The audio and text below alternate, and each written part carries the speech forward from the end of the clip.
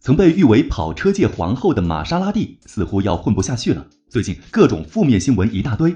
先是曝光可能要被咱们国内车企奇瑞收购，虽然后续双方都辟谣了，但话术很有意思。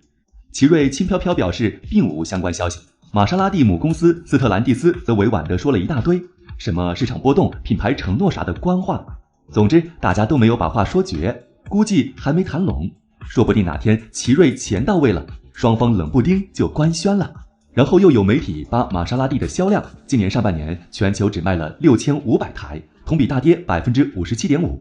中国市场更拉，今年前9个月销量总计878台，平均每月不到100台。前几天刚辞职的斯特兰蒂斯集团 CEO 唐维时看了直摇头，无奈表态，或许在某个时间得考虑一下玛莎拉蒂未来的归宿。那么作为曾经的跑车皇后、霸总贵妇的标配，不少人心中的 Dream Car， 玛莎拉蒂怎么就混到今天这地步呢？这期视频就给大家带来完整的玛莎拉蒂品牌兴衰故事。有人说玛莎拉蒂崩了是国产新能源的冲击，讲真，压根儿就不是一回事儿。这又不是普通家用车，新能源影响不大，这牌子硬生生是自己作没的。如果你了解玛莎拉蒂过去有多辉煌，就明白我为什么这么说了。在超跑界有两皇一后的说法，两皇指的是法拉利和兰博基尼，一后就是今天的主角玛莎拉蒂。能被冠以如此美名，和它出色的性能与赛道基因有关。我们先来了解下玛莎拉蒂的诞生市场的故事。1995年在上海车展，玛莎拉蒂首次在国内亮相，但仅仅是展览。1999年引进了几款轿跑到国内试水，直到2004年才官宣开启中国市场。既然要卖给中国人，那车子就得起个中文名。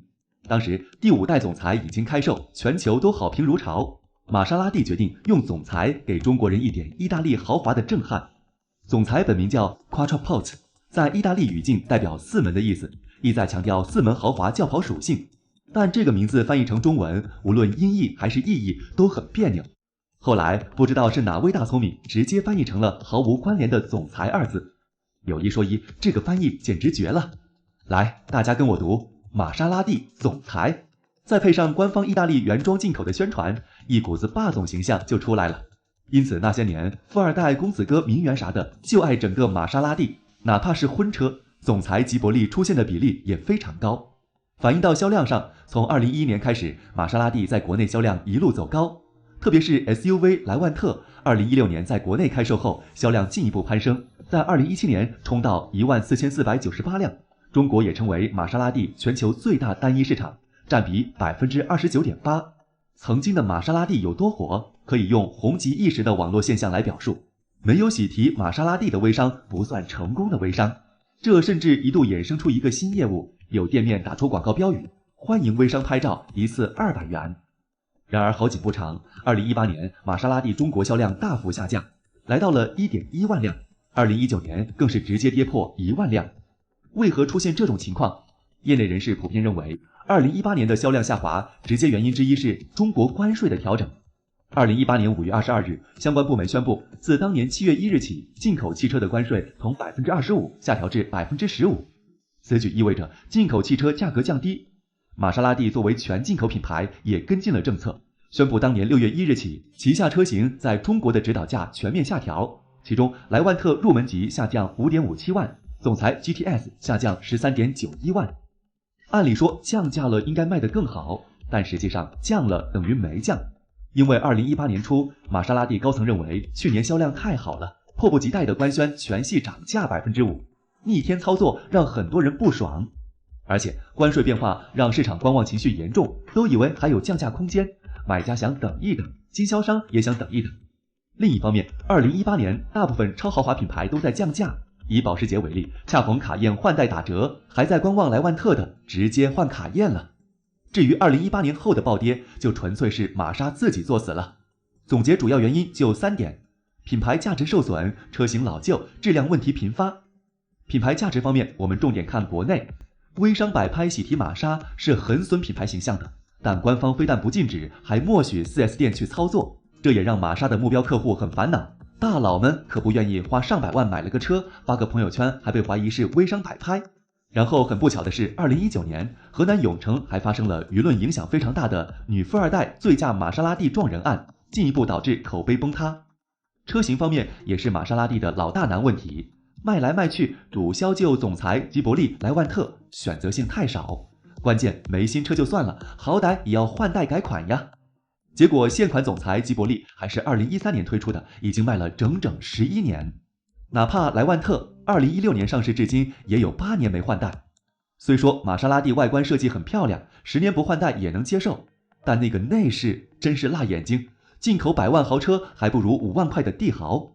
除了内饰，玛莎拉蒂的质量也一言难尽，做工粗糙、故障率高、小毛病多的评价存在了10几年，这部分就不展开细说了。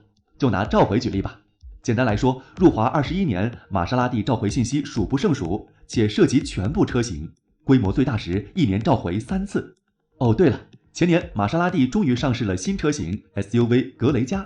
家族最便宜的车型，指导价63万多，承担冲销量的重任。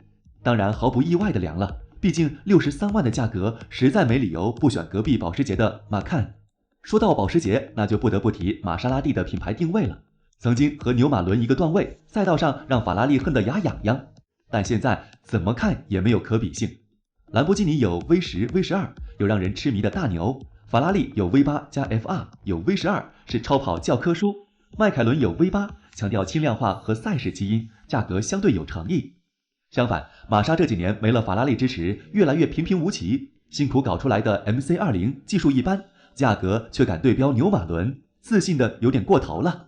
毕竟在广大消费者心里，玛莎基本和保时捷一个档次，多款车型都可以对标，如总裁和帕拉梅拉、卡宴和莱万特。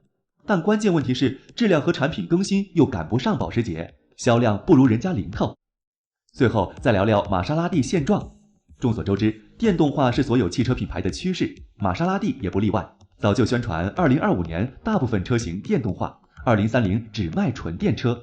但实际上，目前只有格雷嘉和一款小众 GT 超跑电动化，其中电动格雷嘉起步89.88万，这价格又被保时捷秒了。至于总裁、吉伯利、莱万特3大主销车型，电动化还遥遥无期。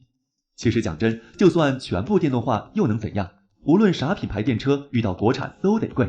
保时捷打折贱卖 ，BBA 搞成杂牌。